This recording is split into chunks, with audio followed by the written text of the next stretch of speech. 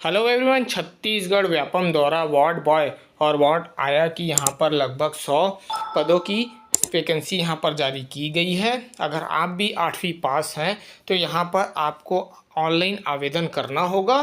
तो ऑनलाइन आवेदन करते समय आपको कौन कौन से यहाँ पर डॉक्यूमेंट लगने वाले हैं और इसका कितना फ़ीस यहाँ पर आपको पे करना होगा, देंगे पूरी जानकारी इस वीडियो में। तो इस वीडियो को एंड तक ज़रूर देखें। चलिए तो हम व्यापम के नोटिफिकेशन में आ जाते हैं, जिसमें आपको व्यापम परीक्षा निर्देश यहाँ पर देखने मिलेगा, जिसमें आपको बताया जा रहा है कि ऑनलाइन आवेदन जो चालू हुआ है वो है 2/9/2025 मंगलवार को यहाँ पर ऑनलाइन फॉर्म फिल होना चालू हुआ है। साथ ही यहाँ पर जो इसका अंतिम तिथि होने वाला है, जो लास्ट डेट होने वाला है वो है 24/9/2025 बुधवार, समय 5 बजे तक। तो आपको 5 बजे से पहले यहाँ पर आपको ऑनलाइन फॉर्म फिल करना होगा। साथ ही यहाँ पर मान लीजिए आप ऑनलाइन अप्लाई करते हैं, फॉर्म फिल करते हैं और यहाँ पर कुछ गड़बड़ी हो जाती है या मिस्टेक हो जाता है, तो उसको भी सुधारने के लिए यहाँ पर समय दिया गया है 25/9/2025 से 27/9/2025 शाम के 5 बजे तक। यहाँ पर 3 दिन आपको दिया गया है, जिसमें आप यहाँ पर कुछ भी गलती होता है फॉर्म में तो आप उसे 5 बजे से पहले, अंतिम तिथि से पहले उसे सुधार सकते हैं। अब यहाँ पर परीक्षा की बात करें तो यह संभावित तिथि दिया गया है 12/10/2025 रविवार। उसके बाद यहाँ पर परीक्षा का जो समय होने वाला है वो है 11 से 1:15 तक यहाँ पर समय आपको दिया गया है। साथ ही यहाँ पर जो आपका एडमिट कार्ड, प्रवेश पत्र यहाँ पर जो आपका जारी होगा वो है 6/10/2025 सोमवार।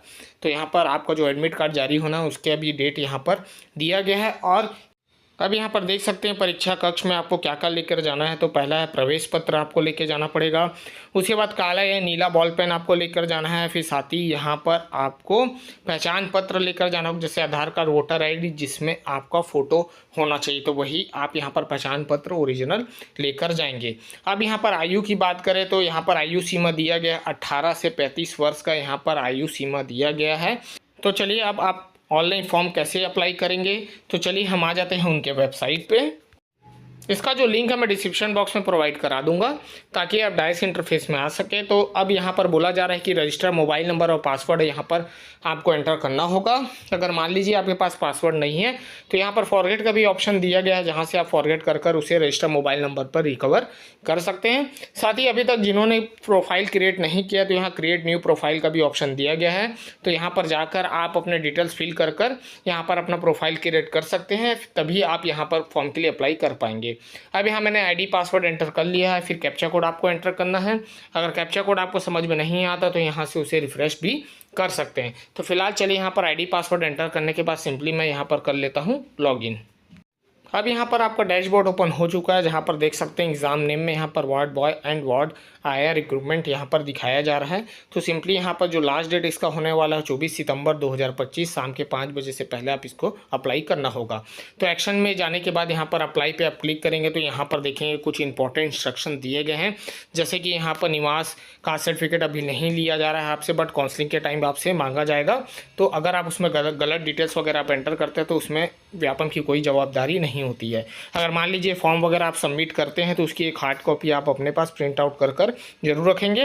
तो यहाँ पर आप इंपॉर्टेंट सेक्शन एक बार अच्छे से पढ़ ले, कि गाइडलाइंस अच्छे से पढ़ ले, ताकि आप आगे फॉर्म अच्छे से फिल कर सकें।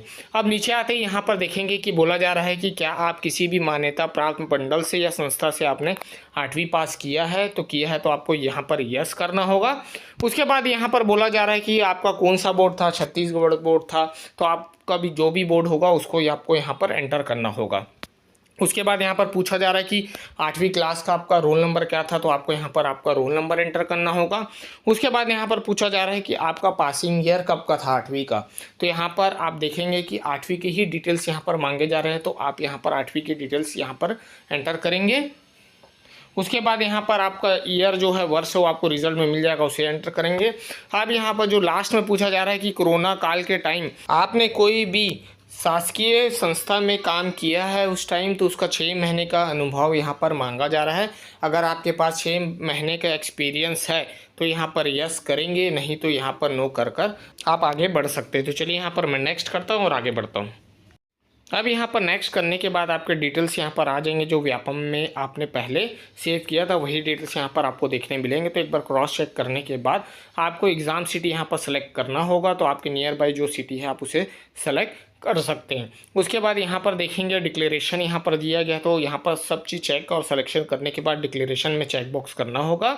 उसके बाद यहाँ पर सिंपली आपको कैप्चा कोड एंटर करना है। अगर मान लीजिए कैप्चा कोड समझ में नहीं आता तो आप इसे रिफ़्रेश भी कर सकते हैं। तो चलिए हाँ, मैंने डिटेल चेक कर लिया। फ़िलहाल यहाँ पर कैप्चा कोड एंटर करने के बाद मैं यहाँ पर कर लूँगा नेक्स्ट। तो चलिए यहाँ पर मैं कर लेता हूँ नेक्स्ट और आगे बढ़ जाते हैं। आप देख सकते हैं यहाँ पर बोला जा रहा है कि आप फॉर्म सबमिट करने से पहले आप एक बार क्रॉस चेक जरूर कर लें कि आपके जो डिटेल्स हैं वो सही है कि नहीं। अगर सही है तो यहाँ पर ओके करना है और नीचे आना है। उसके बाद यहाँ कन्फर्म एंड प्रोसीड का ऑप्शन आ जाएगा, तो यहाँ पर आप उसे कन्फर्म एंड प्रोसीड पे आपको क्लिक करना होगा। जैसे ही आप यहाँ पर क्लिक करेंगे तो यहाँ पर आपको देखने मिलेगा पेमेंट मेथड। तो यहाँ पर देख सकते हैं कि पेमेंट टाइप जो दिया गया है गेटवे दिया गया है। यहाँ तीनों में से आप कोई भी एक गेटवे सेलेक्ट कर सकते हैं पेमेंट के लिए। तो फिलहाल चलिए मैं कोई भी एक गेटवे यहाँ पर सेलेक्ट कर लेता हूँ। जैसे ही आप यहाँ पर गेटवे सेलेक्ट करेंगे तो यहाँ पे नाउ पर आपको क्लिक करना होगा। उससे पहले आप यहाँ पर डिटेल ज़रूर चेक कर ले, नाम वगैरह, और जो अमाउंट यहाँ पर आपसे ऑनलाइन पे करवाया जा रहा है वो भी आप डिटेल्स यहाँ पर उसके देख सकते हैं। तो यहाँ पर चलिए मैं एक गेटवे यहाँ पर सेलेक्ट कर लेता हूँ। उसके बाद यहाँ पर पे नाउ पे आपको क्लिक करना होगा। अब यहाँ पर थोड़ा सा समय लग सकता है तो वेट करेंगे, रीलोड वगैरह नहीं करेंगे, रिफ़्रेश नहीं करेंगे पेमेंट के टाइम में। अगर आप करते हैं तो यहाँ पर आपका पेमेंट भी अटक सकता है या पेंडिंग में जा सकता है। तो देखेंगे अब यहाँ पर ऑप्शन आ गया debit card, UPI, net banking, wallet, EMI, यहाँ पर सब बहुत से ऑप्शन आपको देखने मिल जाएंगे। तो आपको कोई भी एक ऑप्शन चॉइस करना होगा। जैसे यूपीआई से अब इसे पे कर सकते हैं, अगर डेबिट कार्ड से चाहें तो भी आप पे कर सकते हैं। तो यहाँ पर फिलहाल नेट बैंकिंग भी दिया गया है, आप नेट बैंकिंग से भी इसे पे कर सकते हैं। तो फिलहाल हमें यूपीआई से पे करना है। तो चलिए यहाँ पर यूपीआई पे जैसे क्लिक करेंगे तो यहाँ पर यूपीआई आईडी आपको एंटर करना बोलेगा, नहीं तो बारकोड। तो आप बारकोड जनरेट कर आप कोई भी पेमेंट ऐप से स्कैन कर इसे पे कर सकते हैं। तो चलिए मैंने यहाँ पे कर लिया। पे करने के बाद यहाँ पर ड्राफ्ट एप्लीकेशन यहाँ पर आ जाएगा। तो एक बार क्रॉस चेक आप इसे कर लेंगे, उसके बाद ही यहाँ पर फाइनल सबमिट करेंगे। तो जैसे यहाँ पर ड्राफ्ट एप्लीकेशन दिया गया है तो आप इसे एक बार देख लेंगे, आपका नाम वगैरह सब चीज़ सही है कि नहीं, एड्रेस वगैरह यहाँ पर सही है कि नहीं। उसके बाद यहाँ पर फाइनल सबमिट करेंगे। तो ये चीज़ का याद रखें, जब भी पेमेंट करने के बाद यहाँ पर फाइनल सबमिशन पूछा जाएगा। आप सबमिट करने के बाद यहाँ पर देख सकते हैं आपका डैशबोर्ड ओपन हो जाएगा। तो आप इसे कैसे चेक करेंगे कि सक्सेसफुली आपका फॉर्म अप्लाइड हुआ है या नहीं हुआ। तो सिंपली आपको अप्लाइड एग्ज़ाम में आना होगा। जैसे आप इस पर क्लिक करेंगे तो यहाँ पर आपको देखने मिल जाएगा आपका फॉर्म का नाम जो आपने जिसके लिए अप्लाई किया, एग्ज़ाम नेम, एप्लीकेशन नंबर, उसके बाद अप्लाई जब आपने जिस डेट के लिए किया होगा उसके बाद यहाँ पर प्रिंट का ऑप्शन आ जाएगा। तो यहाँ से आप उसे प्रिंट कर एक हार्ड कॉपी अपने पास रखेंगे। और ये चीज़ ज़रूर चेक करें अप्लाइड एग्ज़ाम में जाकर, क्योंकि बहुत से स्टूडेंट्स को दिक्कत होती है कि वो सोचते हैं अप्लाई हो गया बट वहाँ पर एप्लीकेशन नंबर जनरेट नहीं होता, जिसके कारण उनका एडमिट कार्ड जनरेट नहीं हो पाता। तो जब भी आप फॉर्म सबमिट करें तो एक बार अप्लाइड एग्ज़ाम में जाकर क्रॉस चेक जरूर करें कि हमारा जो एग्ज़ाम है वो सही से, एग्ज़ाम फॉर्म जो है सही से हमारा यहाँ पर सबमिट हुआ है या नहीं। अगर नहीं हुआ है तो उसे दोबारा करने की कोशिश करें सबमिट करने की, और यहाँ पर पेमेंट जब भी करें तो रीलोड वगैरह नहीं करेंगे।